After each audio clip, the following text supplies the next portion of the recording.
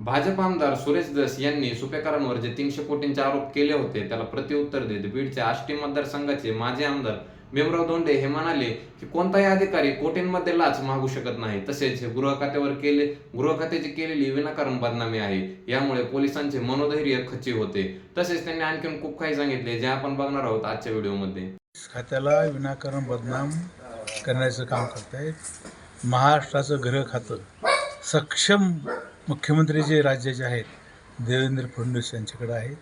यांच्या कालावधीमध्ये असं होणं शक्य नाही आणि कायद्याकडून 300 कोटी रुपयाचा मागणी कुठलाही महाराष्ट्रातला अधिकारी करू शकत नाही. ही चुकीची गोष्ट आहे. त्यामुळे पोलिसांचं नित्यधैर्य कमी होतं, पोलीस बदनाम होतात.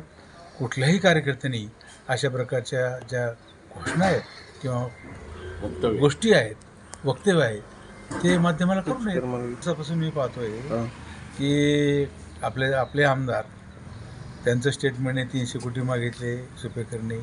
दुसरे कोणीतरी एक वकील आहेत ते म्हणतात 500 कोटी मागितले.